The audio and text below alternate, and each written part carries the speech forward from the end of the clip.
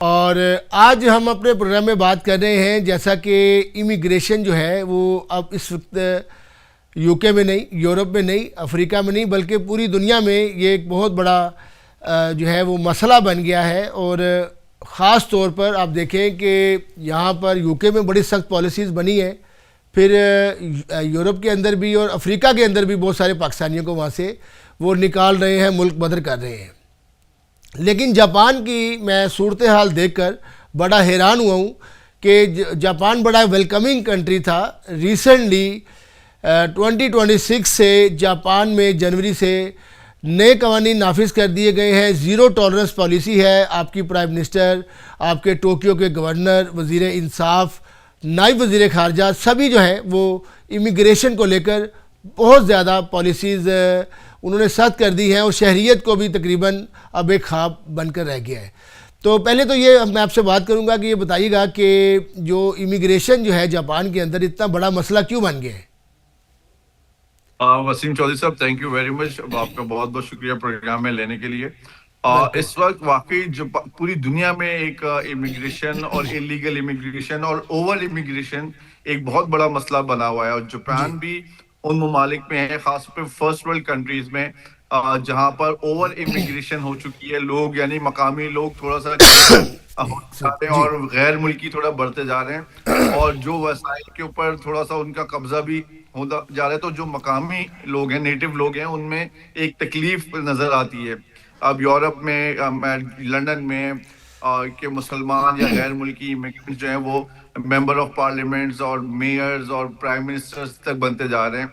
तो जापान में इन्हीं ममालिक को देखते हुए ये थोड़ी सी मकामी लोगों में एक तकलीफ है कि जापान हमेशा से एक रेशियो रखता रहा है कि 2% of the total population is the foreigner can be allowed, कि 2% अगर आपकी आबादी 12 करोड़ है तो ये 2% जो है 20 लाख या 22 लाख लोग बनते हैं। इतना जो है जापान के सिस्टम के अंदर सोसाइटी उसको एक्सेप्टेबल था। उसमें जॉब्स भी दे देते थे, उनके कंपनीज बिजनेस करने की भी इजाजत थी, प्रॉपर्टी भी खरीद सकते थे। लेकिन अब अचानक जापान की पॉपुलेशन ने बहुत तेजी से श्रिंक होना शुरू किया है, कम होना शुरू किया है। तो जापान की हुकूमत ने उसी तेजी से इमिग्रेशन खोलने का फैसला किया पहले, कि ज्यादा से ज्यादा फॉरेनर्स आए, ताकि जो जॉब की कमी है फैक्ट्रीज के अंदर, इंडस्ट्रीज के अंदर, लो ब्लू कॉलर जॉब्स जो होती हैं, जो आम जापानी करना पसंद नहीं करता, वो नौकरियां फॉरेनर्स को दी जाएं जी। लेकिन जापान गवर्नमेंट या जापानी अवाम इस तेज रफ्तार इमिग्रेशन के लिए तैयार नहीं थे। इस वक्त जापान में 4% जो है वो टोटल पॉपुलेशन का जो है वो इमिग्रेंट्स हो चुके हैं। 4% का मतलब ये होता है 40 से 50 लाख फॉरेनर्स जो हैं वो जापान में आ गए हैं। पाकिस्तानी कितने? 40 से 50।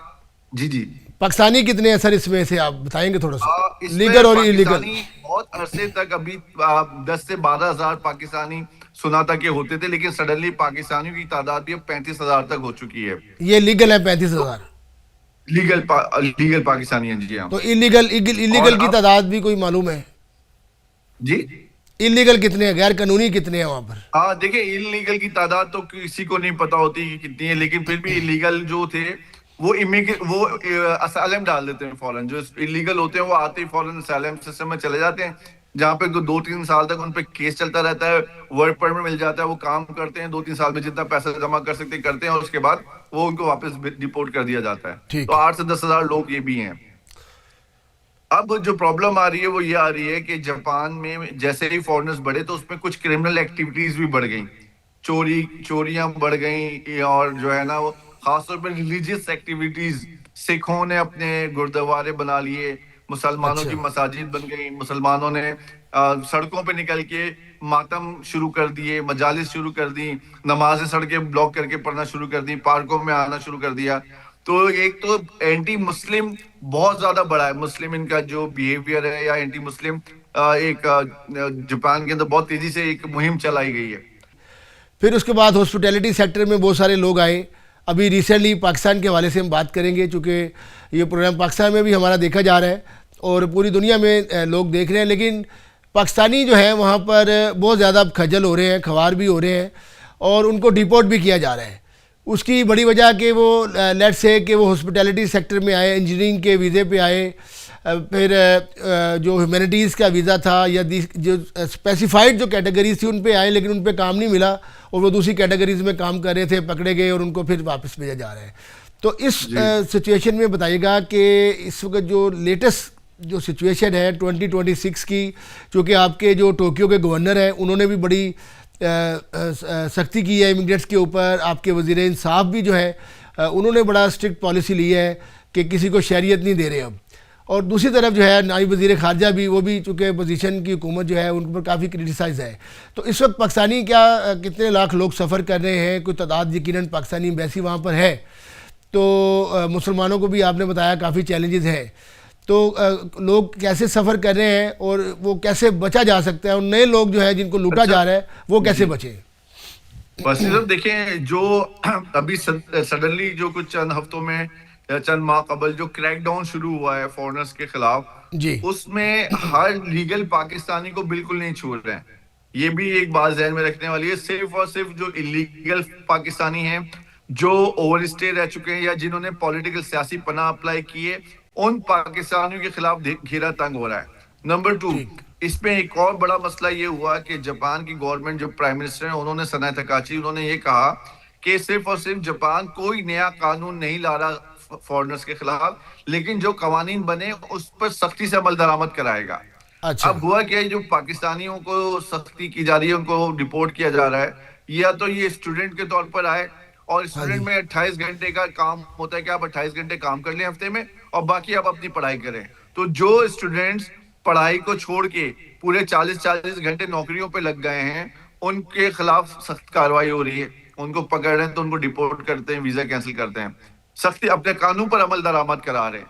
फिर जिन लोगों ने कंपनियां बनाई, और उस कंपनियां बनाने का मकसद ये होता है कारोबार करना, जापान को टैक्स दें और कंपनी को ट्रेड करें, लेकिन अब लोग बनाते हैं कंपनियां और वीजा ले लिया बिजनेस का और जाके किसी फैक्ट्री में नौकरी कर ली। सही। तो 10,000 से जायद ऐसे पाकिस्तानी हैं जिन्होंने कंपनियां बनाई हैं और जाके वो फैक्ट्रियों में नौकरियां कर रहे हैं और अपनी कंपनियां चला नहीं रहे।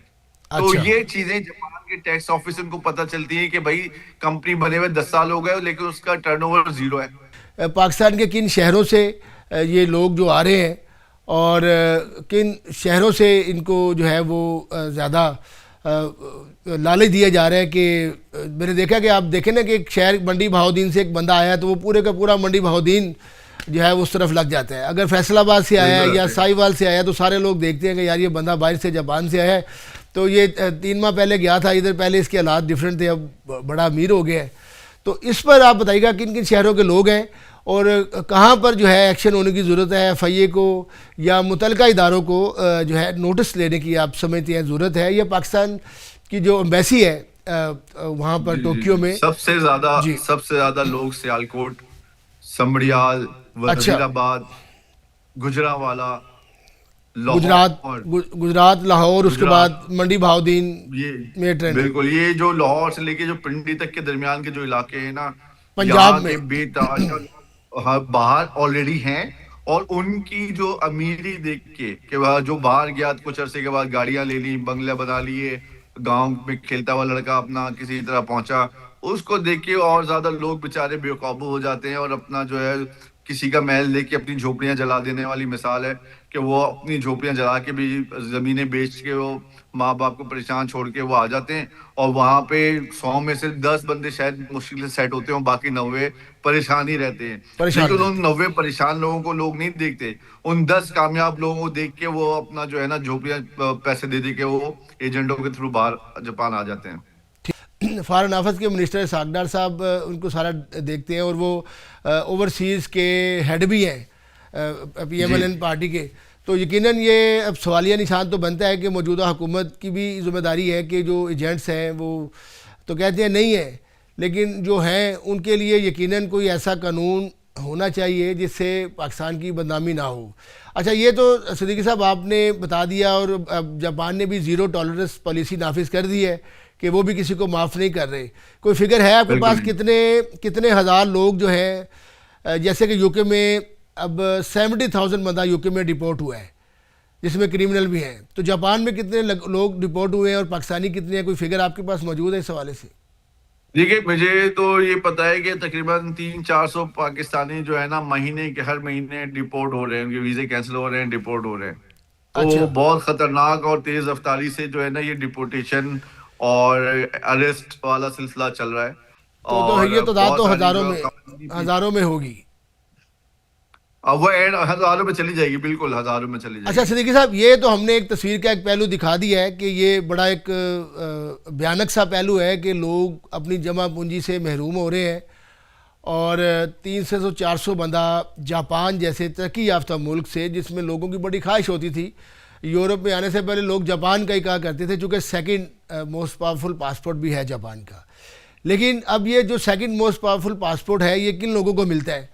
ये इस पर भी आप थोड़ा सा रोशनी डालें कि जो अब बंदा एक जेन्युइन बंदा है, वो जो स्टडी के लिए जाना चाहता है, वो एजेंटों के हाथ ना चढ़े, तो वो फिर कैसे जेन्युइनली, किस तरह से वो आप उसको जो है वो अपने तजर्बे की रोशनी में या वहाँ पर मालूमात की रोशनी में आप बताते हैं कि स्टूडेंट पे पहले बात करें, स्टूडेंट कैसे आए फिर?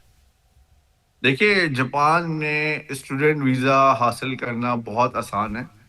थोड़ा सा महंगा अमल जरूर है। उसमें ये कि एक 3 महीने का जापानी जबान सीखने का कोर्स पाकिस्तान में कहीं से भी करें आप, और फिर अच्छा। उस इंस्टीट्यूट के जरिए जापान में किसी इंस्टीट्यूट से राब्ता करें और वहां पे अपना एडमिशन अप्लाई कर दें। तो कभी एजेंट के पास ना जाएं, हमेशा जापानी लैंग्वेज सिखाने वाले इदारों के पास जाएं, जो जापानी सिखाते हैं स्कूल। उनका लाजमी कनेक्शन होता है जापान के किसी स्कूल के साथ। अच्छा। और वो 3 महीने की कोर्स लाजमी है। अगर आप ये कोर्स नहीं करेंगे, आपको एडमिशन नहीं मिलेगा स्टूडेंट वीजे पे भी। ठीक है। तो जब आप ये 3 महीने का कोर्स करें किसी भी जगह से पाकिस्तान में जापानी सीखने का, वही स्कूल वाले आपको कनेक्ट करवा देंगे किसी जापानी स्कूल से, और वो फिर आपको प्रोसेस पूरा का पूरा करा के देंगे और आपको बुलवा लेंगे जापान। अच्छा सर, कौन सबसे कौन से बेस्ट है। कोर्सेज लोगों के लिए, स्टूडेंट्स के लिए बेनिफिशियल हैं इस वक्त? आप जिस तरह देखिए, बात जी। जापानी जबान सीखने के कुछ लेवल होते हैं। सबसे छोटा लेवल जो प्राइमरी के बच्चों तक का होता है, वो N5 कहते हैं। फिर N5। N4, N3, N2, N1 जो होता है जापान में, जो नेटिव स्पीकर्स वाला लेवल आ जाता है। तो ये 6-6 महीने के कोर्स लेवल होते हैं। तो जापान में जाने के लिए 1 साल का, जो 2 साल का जो डिप्लोमा कोर्स होता है जापानी जबान का, उसके लिए आप लाहौर के अंदर बहुत सारे इंस्टीट्यूट्स हैं, इस्लामाबाद में, कराची में, सियालकोट में, गुजरांवाले में, जापानी जबान सिखाने के बहुत सारे इंस्टीट्यूट्स हैं। किसी अच्छा। भी इंस्टीट्यूट में आप जाएं और बोले मुझे 3 महीने का कोर्स करना है N5 का, वो N5 का आपको कोर्स कराएंगे। उसी दौरान आपका एडमिशन, आप बोल दें कि मैं प्रोसेस कराना चाहता हूँ, आपका एडमिशन प्रोसेस करा देंगे जापान में। और वही लोग आपको वीजा भेज देंगे, फिर स्कूल वाला स्टूडेंट वीजा, वो ठीक आप है। लगवा के आप जा सकते हैं। लेकिन ये एक महंगा अमल है, क्योंकि जापान में एक साल की जो फीस है, स्कूल की जो फीस है, वो कम से कम भी 10 से 12 लाख येन होती है।